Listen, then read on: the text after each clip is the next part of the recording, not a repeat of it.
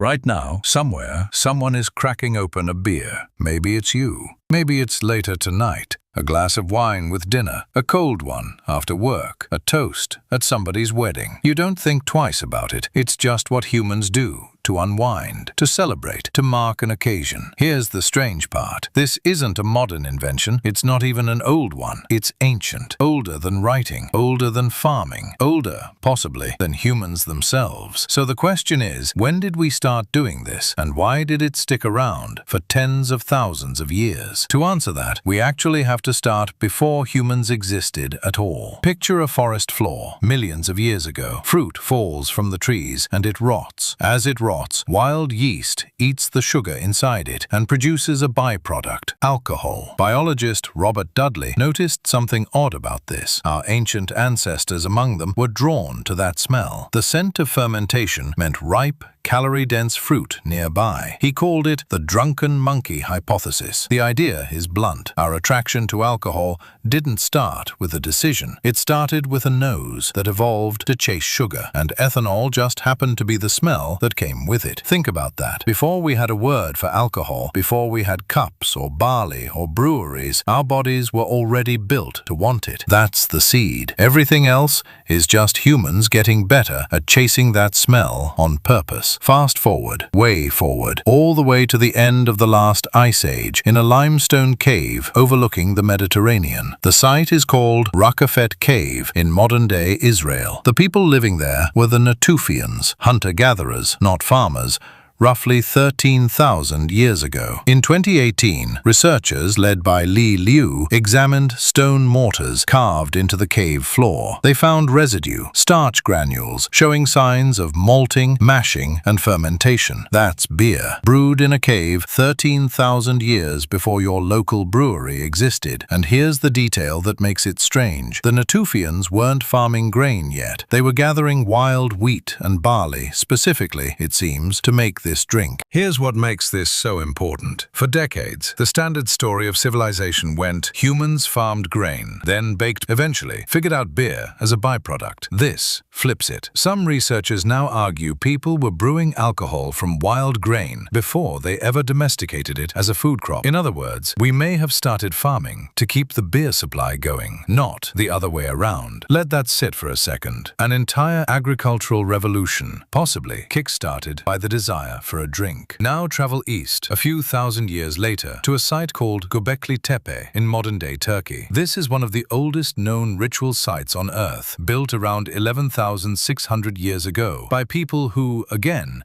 hadn't fully settled into farming yet. Archaeologists there found massive limestone vats, some large enough to hold over 40 gallons. Chemical residue inside pointed to fermented grain. Researcher Oliver Dietrich and his team proposed something wild. These vats were used for communal feasting, huge gatherings, huge crowds, huge quantities of alcohol. Not a wedding toast, a civilization-scale party, thousands of years before writing existed. But here's the thing. Feasts like that need planning, stockpiling grain, organizing labor. Some archaeologists think gatherings like this may have been the actual social glue that pushed scattered hunter-gatherer groups towards settling down together. Alcohol, in other words, might have helped build the first villages. Now, jump further east to a site called Jiahu in China, occupied roughly 9,000 years ago. Biomolecular archaeologist Patrick McGovern analyzed pottery jars from the site and found the oldest chemically confirmed alcoholic beverage on record, a fermented mix of rice, honey, and hawthorn fruit, or grape. Not beer, not wine, something in between, made by people who had no word for either. McGovern's team ran the residue through gas chromatography and mass spectrometry, matching the chemical signatures precisely to fermentation. Same instinct, same result, on the completely opposite side of the planet, with zero contact between the two groups. Which tells you something important. This wasn't one culture's invention. It looks like practically every early human society stumbled onto fermentation independently, using whatever sugar source was sitting around. Honey here, grain there, fruit somewhere else. Different ingredients, same idea, over and over again. No emails between continents, no shared recipes recipe book, just a lot of people separately deciding that rotting fruit deserved a second chance. So here's where it gets even bigger. Fast forward to Sumer in Mesopotamia around 5,000 years ago, the same civilization that gave us the first writing. And in that writing, beer isn't a side note, it's everywhere. Workers building monuments were partly paid in beer rations. Temple records track it like currency. There's even a surviving hymn, the Hymn to Ninkasi, written as a tribute to the Sumerian goddess of beer, and, conveniently, doubling as an actual recipe. Brewing in Sumer was largely run by women, priestesses and professional brewers, respected for a skill considered close to sacred. Think about that. One of the very first things humans chose to write down, alongside taxes and grain counts, was praise for a drink and instructions for making it. But the clearest proof that alcohol wasn't a luxury, it was infrastructure, comes a few centuries later from Egypt. Around 2560 BCE, thousands of workers were building the Great Pyramid at Giza. Not slaves, as the old myth goes, but paid laborers, organized into crews with names like Friends of Khufu.